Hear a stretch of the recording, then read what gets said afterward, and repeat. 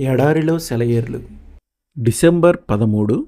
అంధకార స్థలములలో ఉంచబడిన నిధులను నీకిచ్చెదను.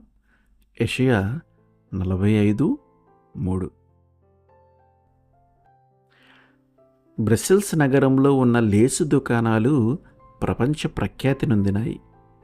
వాటిల్లో అతి నాజూకైన ప్రశస్తమైన లేసును అల్లటానికి కొన్ని గదులు ప్రత్యేకంగా ఉంటాయి.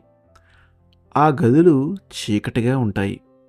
ఒక చిన్న కిటికీలో నుండి పడుతున్న కొద్దిపాటి కాంతి మాత్రం నేరుగా కుడుతున్న లేసు మీద పడుతుంటుంది. ఒక్కొక్క గదిలో ఒక్కొక్క పనివాడే ఉంటాడు.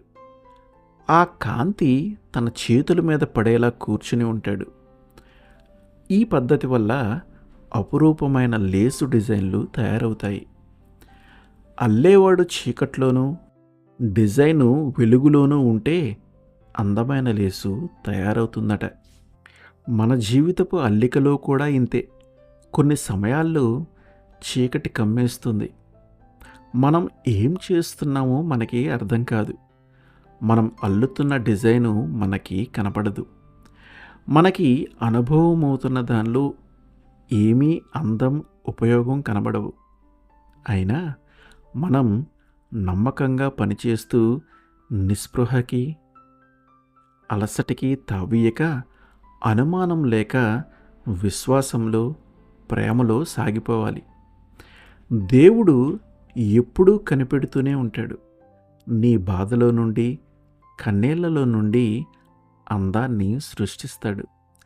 దేవుని సంకల్పమనే మగ్గాలు తిరుగుతున్నాయి. ఆయనకిష్టమైన నేత నేస్తున్నాయి. వచ్చే మడతల్ని, కలిసే నల్లదారాలని అయిష్టంగా చూడకు.